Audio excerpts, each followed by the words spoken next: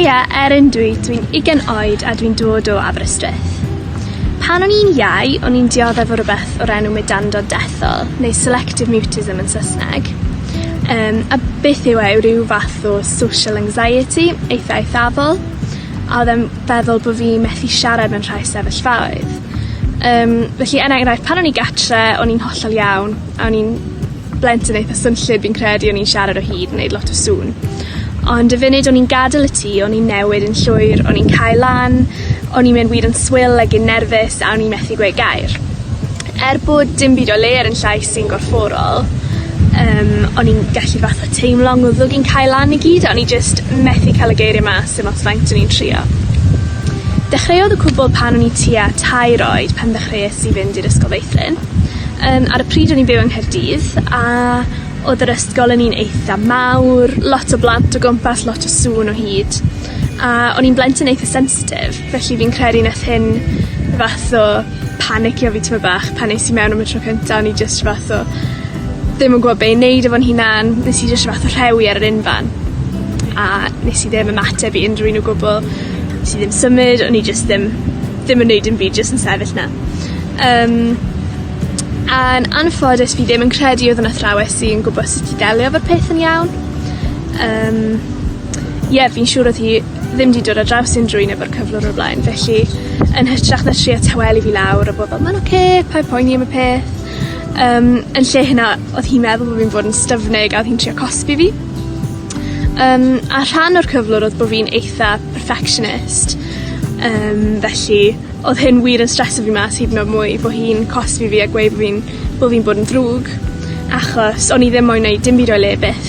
Felly, o'n i just yn panicio hyd yn oed mwy wedyn, a wrth gwrs oedd yr holl beth yn gweithygu, o'n i'n cael lan hyd yn oed mwy a o'n i just methu cael unrhyw eiriau mas.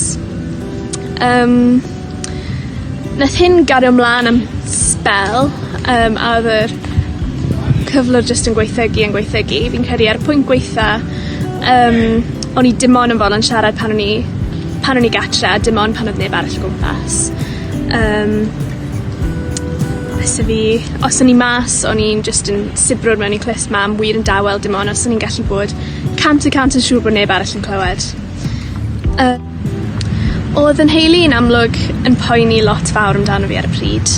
O'n nhw ddim yn gwybod be oedd yn mynd mlaen, o'n nhw ddim yn gwybod pam oedd e'n digwydd i fi, a os o'n nhw'n neud rhywbeth o'i le. Oedden nhw ddim wedi clywed am y cyflwr chwaith, felly o'n nhw ddim yn siŵr sut i ddelio efo'r peth. Ond pan o'n i tua 6 oed, nath mam a mam-gu just trwy digwyddiad weld rhaglen dyledu am Mudandod Dethol. A wnaethon nhw allu sylweddoli'n syth ta dyna beth oedd efo fi.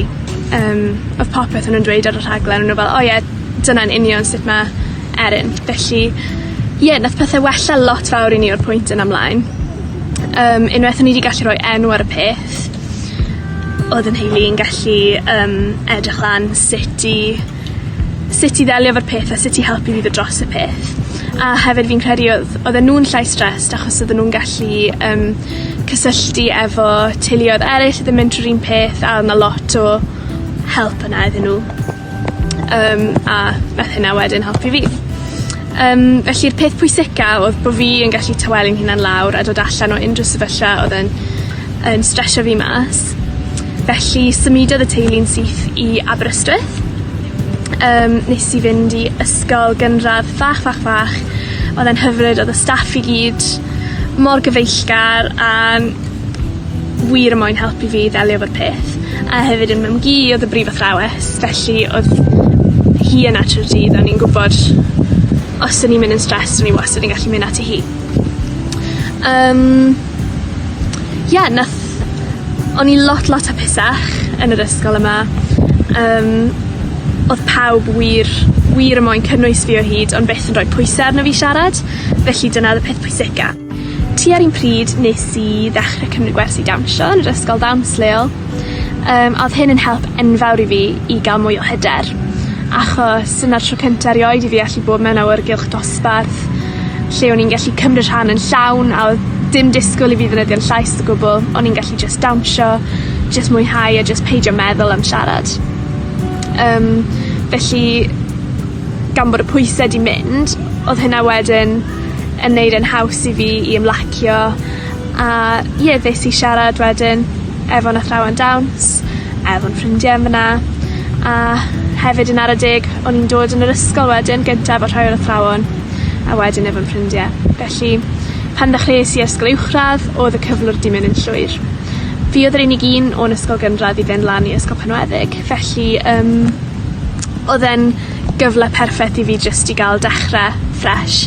Lle oedd neb yn gwybod yn hanes i, neb yn gwybod bod fi ddim yn siarad, a nes i just ffitio mewn a nath popeth newid o fyna. Fi'n teimlo fel person hollol wahanol nawr, mae'n rhyfedd edrych nôl ar popeth ddigwyddodd i fi, achos fi ddim yn teimlo fel bod e wir di effeithio arno fi erbyn heddiw. Neu os rhywbeth, fi'n teimlo falle bod e wedi neud fi mewn i berson mwy hyderus a mwy dewr mewn ffordd, achos fi'n teimlo fel, wel, llwyddes i ddod dros hynna, felly nawr allai ddod dros unrhyw beth. Nawr dwi'n byw yn Munich yn yr Almaen. Dwi'n astudio yma mewn coleg dawns, a fi'n gobeithio cael gyrfa ym myd dawns yn y dyfodol, naill ai fel dawnsraig neu fel athrawes. Fi'n teimlo fel nath dawns wneud gymaint o wahaniaeth yn y mywyd i, felly sy'n neis os o'n i'n gallu talu'r ffafr nôl mewn ffordd yn y dyfodol falle. Gewn ni weld.